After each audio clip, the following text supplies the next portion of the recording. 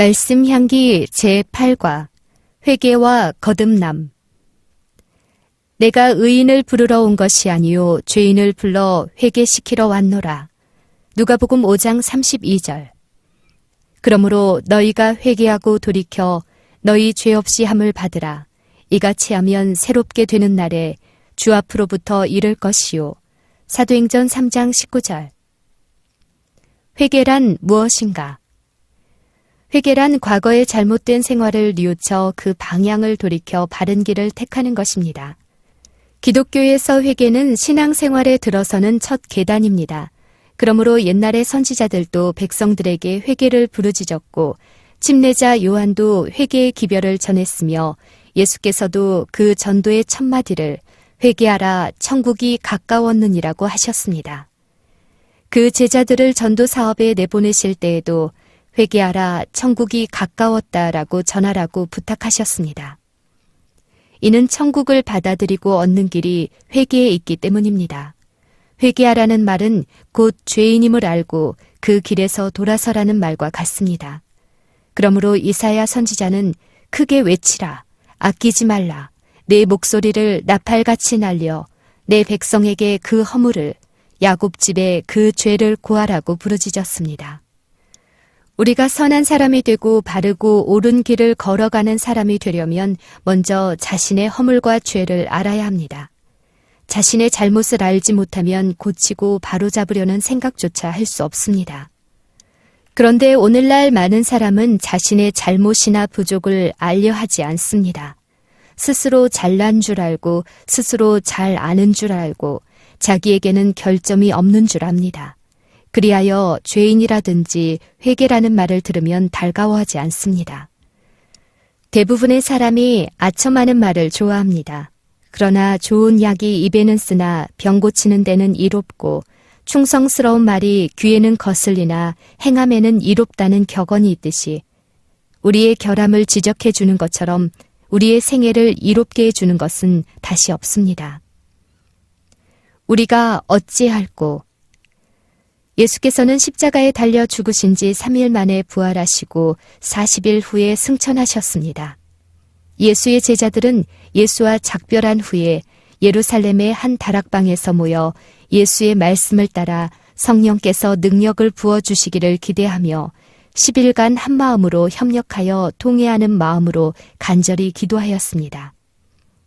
성심으로 기도한 결과 거기 모였던 교인 120명은 모두 성령의 능력을 입게 되었습니다.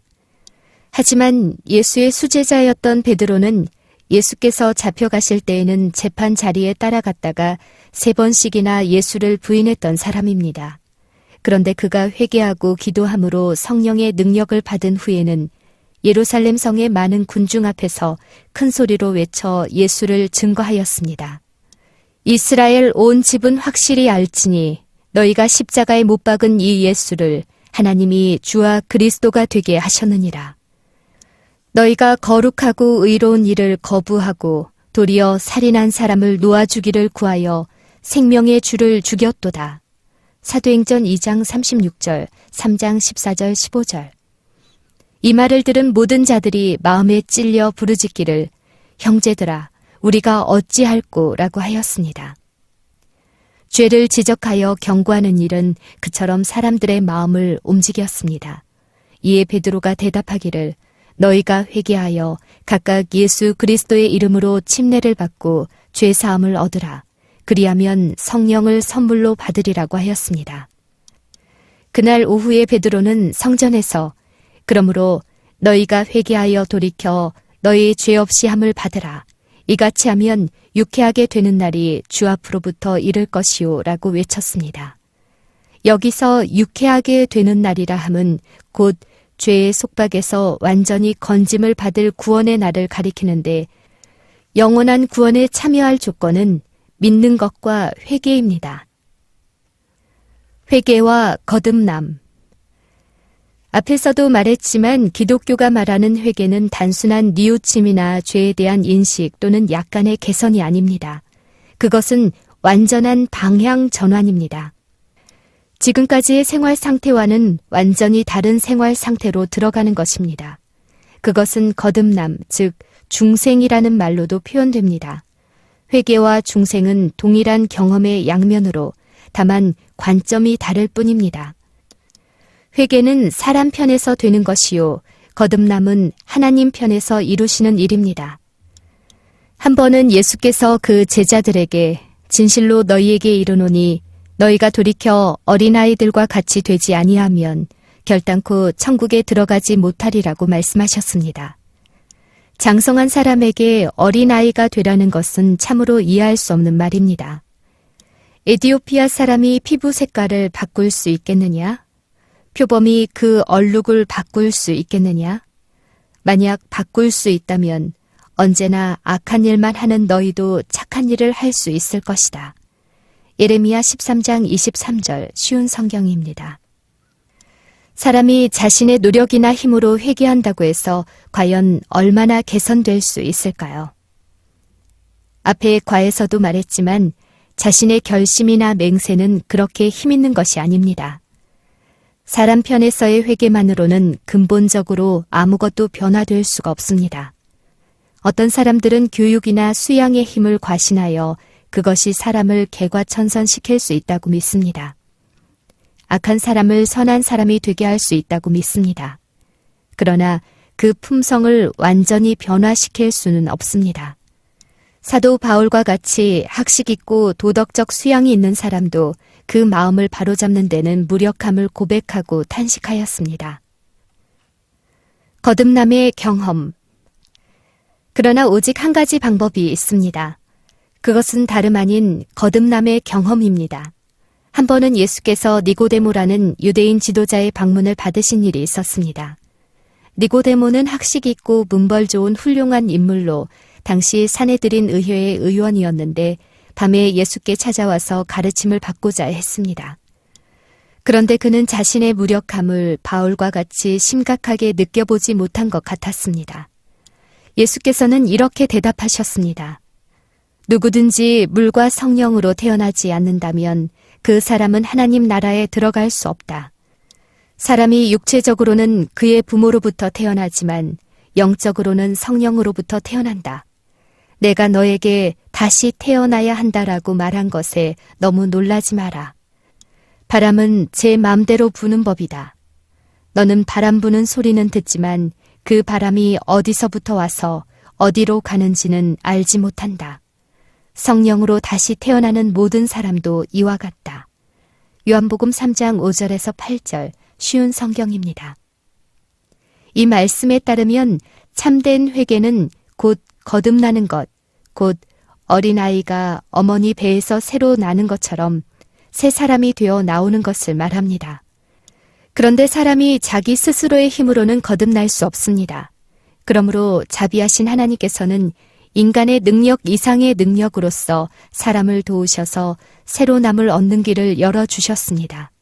바울은 이 경험에 대하여 기록하기를 우리도 전에는 어리석은 자요, 순종하지 아니한 자요, 속은 자요, 여러 가지 정욕과 행락에 종노릇한 자요, 악독과 투기를 일삼은 자요, 가증스러운 자요, 피차 미워한 자였으나 우리 구주 하나님의 자비와 사람 사랑하심이 나타날 때에 우리를 구원하시되 중생의 씻음과 성령의 새롭게 하심으로 하셨나니 라고 하였습니다. 이와 같이 새로 나는 경험은 성령의 힘으로 말미암은 것이요 사람의 힘으로 되는 것이 아닙니다. 그러므로 의인이 올바른 생애를 살려면 거듭남의 경험을 통하여 성령으로 말미암는 새 생명을 받아야 합니다. 우리가 예수를 믿고 회개한다는 말 가운데는 두 가지 뚜렷한 의미가 포함되어 있습니다. 즉, 믿기 전에 지은 모든 죄의 용서하심을 받는다는 것과 예수 그리스도의 새 생명력을 받아들인다는 것입니다. 이 두 가지 경험이 없으면 우리는 구원을 받을 수 없습니다.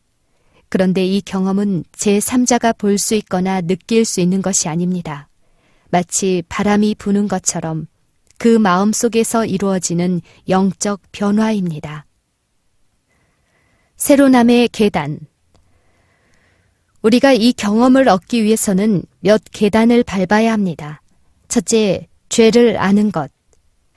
영국의 유명한 재상 글래드스턴은 근대 생활에 있어서 가장 필요한 것이 무엇입니까? 라는 질문을 받고 그것은 곧 죄를 아는 것입니다. 라고 대답하였습니다. 그런데 죄를 아는 것, 이것은 개인 생활에서나 사회 생활에서 운명을 좌우하는 중요한 문제입니다. 그런데 오늘날 많은 사람은 날마다 죄를 물 마시듯 하면서도 그것이 죄인 줄 깨닫지 못합니다. 죄를 점하고 죄 가운데 살면서도 그것이 죄인 줄 모르는 것처럼 딱한 일이 또 어디 있겠습니까? 사람은 누구나 모태로부터 죄의 본성을 가지고 나왔고 또 죄 가운데 살아가고 있으므로 죄인 아닌 사람은 한 사람도 없습니다. 그런데 그 중에서도 하나님을 모르고 하나님을 믿지 않는 것이 가장 큰 죄입니다. 부모를 모르는 자식이 있다면 그 자체가 벌써 죄인 것처럼 인생을 내시고 생명을 주신 하나님을 공경하지 않는다면 그보다 더한 죄가 없는 것입니다. 다음은 불법이 죄입니다. 하나님의 계명을 지키지 아니하고 순종하지 않음이 죄인 것입니다. 또 그 다음은 마음에라도 불의한 생각을 품는 것이 죄요. 선을 행할 줄 알면서도 행치 않으면 그것 역시 죄가 됩니다. 그러므로 세상에 죄와 상관없는 사람은 하나도 없습니다. 둘째, 뉘우치는 것. 자기가 죄인인 줄을 알고 스스로 잘못되었음을 알면 충심으로 뉘우쳐야 하고 죄 지었음을 슬피 통회해야 합니다.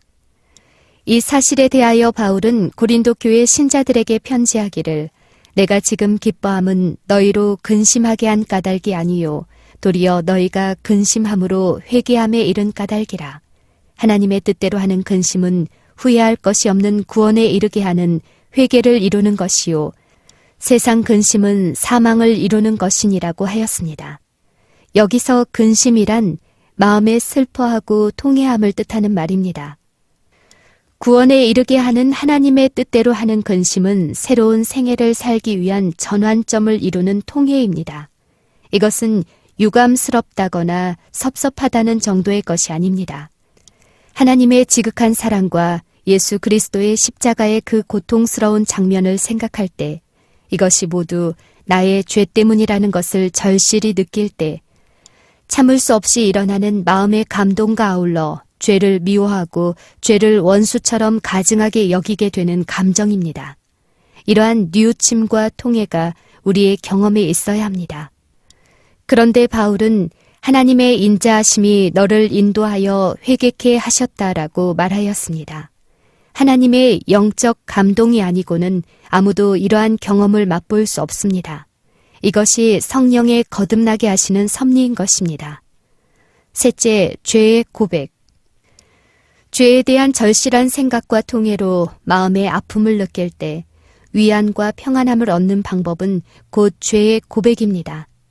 요한은 그의 편지서에서 이르기를 만일 우리가 우리 죄를 자백하면 그는 미쁘시고 의로우사 우리 죄를 사하시며 우리를 모든 불의에서 깨끗하게 하실 것이요 라고 하였습니다. 죄의 사하심을 받는 방법은 극히 간단합니다. 죄를 인정하고 죄를 통절히 미워하고 또 그 지은 죄를 숨김없이 자백하면 하나님께서는 그 죄를 사해 주십니다. 그러므로 이러한 확신을 가지고 죄를 고백하는 자는 그 마음의 고민이 평안이 되고 슬픔은 기쁨으로 변합니다. 그런데 죄를 고백할 때는 용기와 지혜가 필요합니다. 결코 지혜롭지 못하게 죄를 고백해서는 안 됩니다. 오직 자기만 아는 하나님께 대한 죄는 오직 하나님께만 고백하고 그의 사유하심을 받을 것입니다. 그러나 피해를 입힌 상대자가 있는 경우에는 그 상대자에게 정중하게 자기의 잘못을 고백하고 용서를 구할 것이요. 만일 물질적 손해를 입혔으면 배상해야 합니다. 만일 배상할 능력이 없을 때에는 자기의 처지를 이야기하고 가능한 한 성의를 표시해서 어떠한 타협을 지을 것입니다. 그리고 만일 공중 앞에 죄를 범했으면 마땅히 공중 앞에서 사과하고 용서를 구해야 합니다. 그러나 자기 외에는 아무도 모르는 비밀을 제3자나 공중 앞에서 폭로하는 일은 결코 아름다운 일이 아니며 성경의 원칙도 아닙니다. 넷째, 죄에서 떠남. 맨 마지막 조건은 죄에서 떠나는 것입니다. 바울의 말대로 돌이키는 것이요, 회개하고 하나님께로 돌아와 회개에 합당한 일을 하라는 것입니다. 즉, 지금까지의 온갖 죄악적 활락의 길에서 돌이켜서 정반대의 길, 곧 새 생애의 길을 걸어가는 것입니다. 그리하여 죄 사함의 표상과 거듭남의 표상으로서 침례를 받고 기독교에 입교하여 그리스도인으로서 새 생활을 하게 됩니다. 승리의 생활. 그러면 한번 회개의 경험을 한 사람은 죄에 대하여 안전하다고 할 수 있을까요? 그렇다고 할 수는 없습니다. 사탄은 회개한 사람일수록 더욱 유혹하고 시험을 주어 타락하게 하려고 애씁니다. 그렇다면 이 위험을 어떻게 피할 수 있을까요? 이것이야말로 새로남의 경험을 얻은 사람이 언제나 명심해야 할 중요한 문제입니다.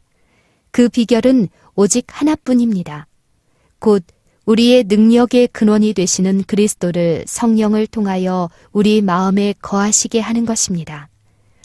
그러므로 너희가 그리스도 예수를 주로 받았으니 그 안에서 행하되, 골로새서 2장 6절.